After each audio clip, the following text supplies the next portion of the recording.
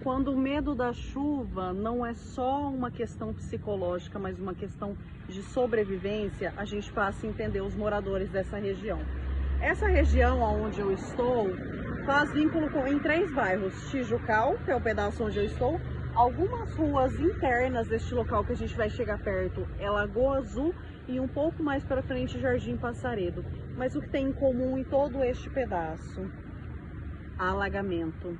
Muitos moradores sofreram com alagamentos e alguns moradores tiveram que salvar outros até com canoa. E o poder público, aonde estava nesse momento?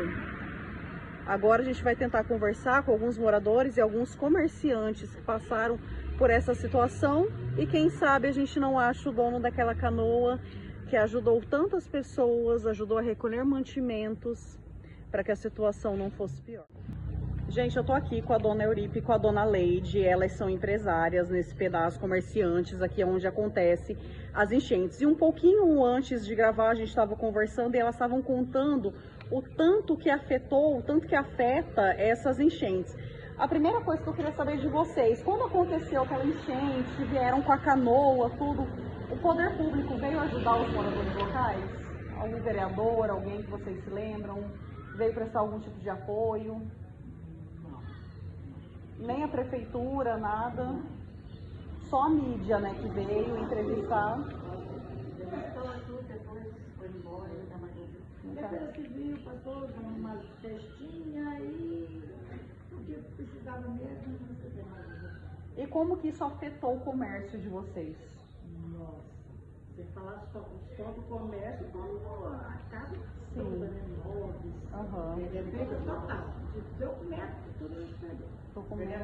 Perdendo mercadoria. Imagina. Água chegou, entrou uma vez dentro das casas. Algumas pessoas que eu conversei contam que essa quantidade de água deu muita alergia também na pele na hora de tirar. Algumas pessoas não quiseram ser cansadas, mas morreu por conta disso. Então isso acabou então afetando de todas as formas o material, né, o trabalho de vocês, a saúde também, de certa forma. Bom, gente, essas são moradoras locais e empresárias aqui, comerciantes do local, e essa é uma realidade muito triste quando ocorre alagamentos. Eles vêm, eles oferecem uma ajuda que eles consideram humanitária, mas não resolvem de fato o problema. Vieram com uma cesta, doaram, a TV veio, fez entrevistas, mas totalmente abandonado pela prefeitura. Essa é uma triste realidade que alguns moradores passaram. A pessoa perder mercadorias, elas trabalham com verduraria.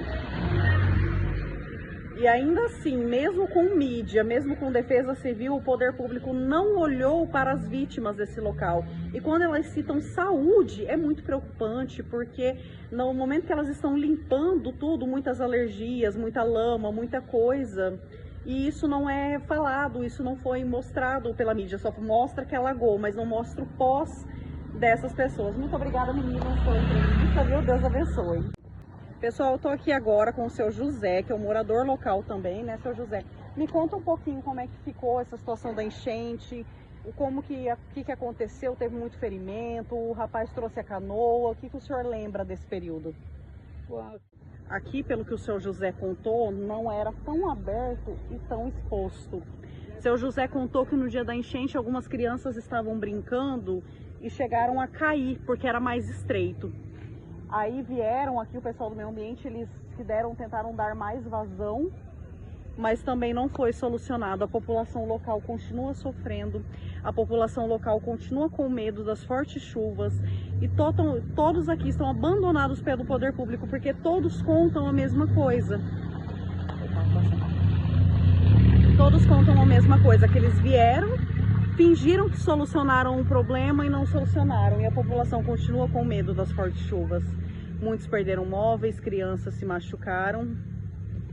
Eles abrem mais um esgoto, mas não resolvem, não fazem o que precisa ser feito para a população local do Tijucal, Setor 4, Lagoa Azul e Jardim Passaredo. São 3 bairros em um e nada está sendo feito até o momento.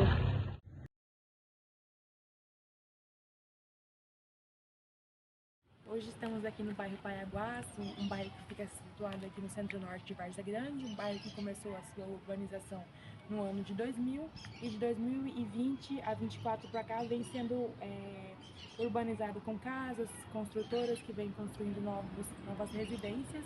É um bairro que vem crescendo muito, porém deixa a desejar, como podemos ver aqui essa cratera e entre outros...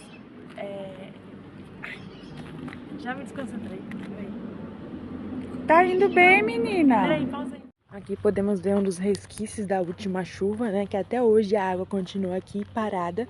Que há resquício dessa água, como não tem aonde fazer a drenagem, então a água continua.